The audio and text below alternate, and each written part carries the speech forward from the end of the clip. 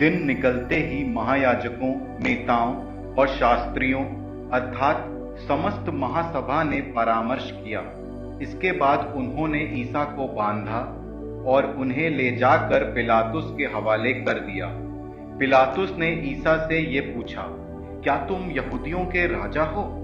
ईसा ने उत्तर दिया, आप ठीक ही कहते हैं। तब महायाजक उन पर बहुत से अभियोग लगाते रहे। पिलातुस ने फिर ईसा से पूछा, देखो ये तुम पर कितने अभियोग लगा रहे हैं, क्या इनका कोई उत्तर तुम्हारे पास नहीं है? फिर भी ईसा ने उत्तर में एक शब्द भी नहीं कहा। इस पर पिलातुस को बहुत आश्चर्य हुआ। पर्व के अवसर पर राज्यपाल लोगों की इच्छा अनुसार एक बंदी को रिहा किया करता था। उस समय बराबस नाम का व्यक्ति बंदी गृह में था।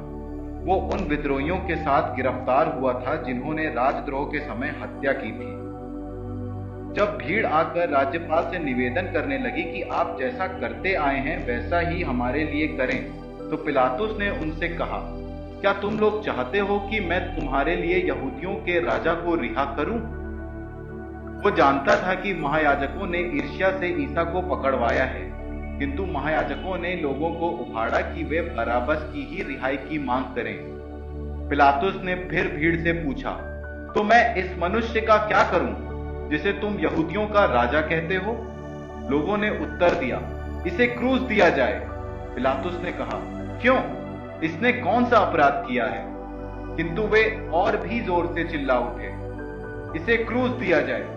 तब पिलातुस ने भीड़ की मांग पूरी करने का निश्चय किया।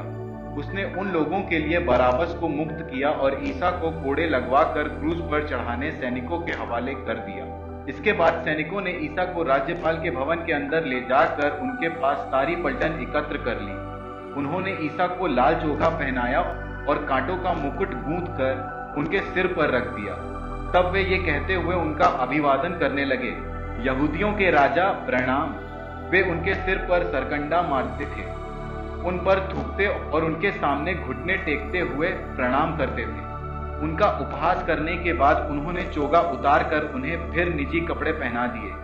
वे ईसा को क्रूस पर चढ़ाने के लिए शहर के बाहर ले चले। उन्होंने कुरेने निवासी सिमोन, सिकंदर और रफुस के पिता को, जो खेत से लौट रहा था, ईसा का क्रूस उठाकर चलने के लिए बाध्य किया। वे ईसा को गोलगोथा अर्थात खोपड़ी की जगह ले गए। वहां लोग ईसा को गंधरस मिली अंगूरी पिलाना चाहते थे, किंतु उन्होंने उसे अस्वीकार किया। उन्होंने ईसा को क्रूस पर चढ़ाया और किसे क्या मिले इसके लिए चिट्ठी डालकर उनके कपड़े बांट लिए। जब उन्होंने ईसा को क्रूस पर चढ़ाया उस समय पहला पहर बीत चुका था। दोष पत्र इस प्रकार था, यहूदियों का राजा। ईसा के साथ ही उन्होंने 2 डाकुओं को भी चढ़ाया, एक को उनके दाएं और दूसरे को उनके बाएं। इस प्रकार धर्म ग्रंथ का यह कथन पूरा हो गया। उसकी गिनती कुकर्मियों में हुई। उधर से आने जाने वाले लोग ईसा की निंदा करते और सिर हिलाते हुए ये कहते थे, ऐ मंदिर ढाने वाले और 3 दिनों के अंदर उसे फिर बना देने वाले, क्रूस से उतर कर अपने को बचा। महायाजक और शास्त्री भी उनका उपहास करते हुए आपस में ये कहते थे, इसने दूसरों को बचाया किंतु यह अपने को नहीं बचा सकता। ये तो मसीह इजराइल का राजा है।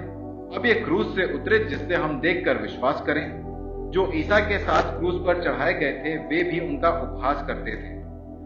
दोपहर के तीसरे पहर तक पूरे प्रदेश पर अंधेरा छाया रहा। तीसरे पहर ईसा ने ऊंचे स्वर से पुकारा, एलोई एलोई लामा सबखतानी। इसका अर्थ है, मेरे ईश्वर तूने मुझे क्यों त्याग दिया है? ये सुनकर पास खड़े लोगों में से कुछ ने कहा, देखो ये एलियस को बुला रहा है। उनमें से एक ने दौड़कर पनसोक्ता खट्टी अंगूरी में डुबाया, उसे सरकंडे से लगाया और ये कहते हुए ईसा को पीने को दिया, रहने दो, देखें एलियस इसे उतारने आता है या नहीं। तब ईसा ने ऊंचे स्वर से पुकार कर प्राण त्याग दिए।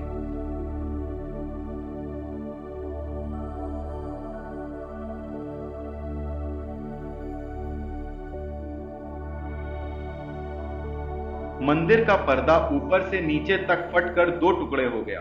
शतपति ईसा के सामने खड़ा था। वो उन्हें इस प्रकार प्राण त्यागते देखकर बोल उठा, निश्चय ही ये मनुष्य ईश्वर का पुत्र था। वहां कुछ नारियां भी दूर से देख रही थी। उनमें मरियम मगदलेना, छोटे याकूब और यूसुफ की माता मरियम और सलोमी थी। जब ईसा गलीलिया में थे, वे उनके साथ रहकर उनकी सेवा परिचर्या करती थी। बहुत सी अन्य नारियां भी थीं जो उनके साथ यरूशलेम आई थी। अब संध्या हो गई थी। उस दिन शुक्रवार था, अर्थात विश्राम दिवस के पहले का दिन। इसलिए अरिमथिया का यूसुफ, महासभा का एक सम्मानित सदस्य जो ईश्वर के राज्य की प्रतीक्षा में था, आया। वो निर्भर होकर पिलातुस के यहाँ गया और उसने ईसा का शव मांगा। पिलातुस को आश्चर्य हुआ कि वो इतने शीघ्र मर गए हैं। उसने शतपति को बुलाकर पूछा कि वे मर चुके हैं, और शतपति से इसकी सूचना पाकर यूसुफ को शव दिलवाया। यूसुफ ने छालटी का कफन खरीदा और ईसा को क्रूस से उतारा। उसने उन्हें कफन में लपेटकर चट्टान में खोदी हुई कब्र में रख दिया और कब्र के द्वार पर एक पत्थर लुढ़का दिया। मरियम मगदलेना और यूसुफ की माता मरियम ये देख रही थी कि ईसा कहाँ रखे गए हैं।